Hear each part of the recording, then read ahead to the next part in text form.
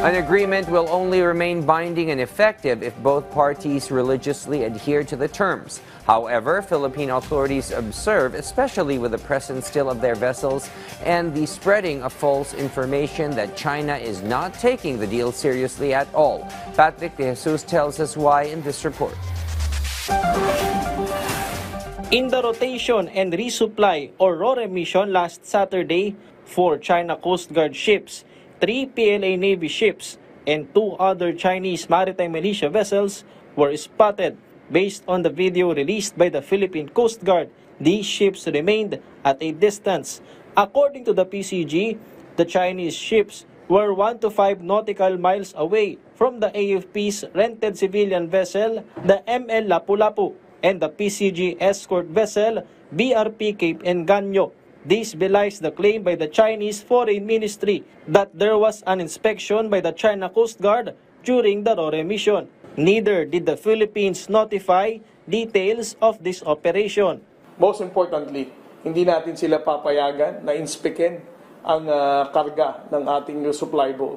Dahil sabi nga ng Department of Foreign Affairs, kung ano man ang pagkasunduan dito sa provisional understanding na to, ay it is not prejudicial to the interests of both countries. The Department of Foreign Affairs also refuted the statement by the Chinese Foreign Ministry regarding the successful RORE mission of the Philippines. According to the DFA, instead of recognizing the efforts of both countries to de-escalate tensions, the Chinese Ministry of Foreign Affairs has chosen to distort certain terms of the deal or agreement. The DFA clarified the said provisional understanding is not meant to affect the positions of both the Philippines and China on the issue in the West Philippine Sea. Thus, providing false information about it is not helpful.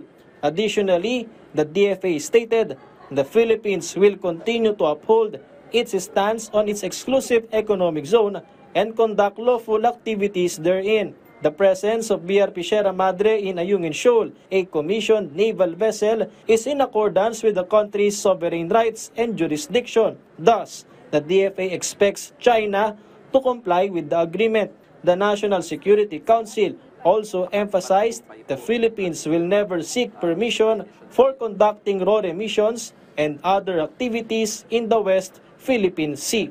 Nung tayo po ay nakipag-negosasyon sa China, wala po tayong kompromisong ibinigay doon. Kumbaga, yung interest ng ating bansa ay siniguro natin. So, sa mga nagsasabi na di umano ay nagpatalo tayo rito or iniwanan natin yung ating posisyon sa West Philippine Sea, hindi po. Ang gusto lang natin, partner, na mangyari dito ay hindi na makarating sa violence, no? Yes, or sa karahasan or aggression yun nangyari. At yun naman po ang nangyari. The government hopes the next RORE missions under the provisional understanding will remain peaceful with no more harassment from Chinese ships. We are still optimistic na sana tatagal ang ganitong arrangement natin na kung saan mas mapayapa, hindi tensyonado at maayos natin na nadi-deliver natin ang supply sa ating mga sundalo because it is a routine and a legal, legitimate resupply operation ng Armed Forces of the Philippines. Patrick De Jesus from the National TV for a new and better Philippines.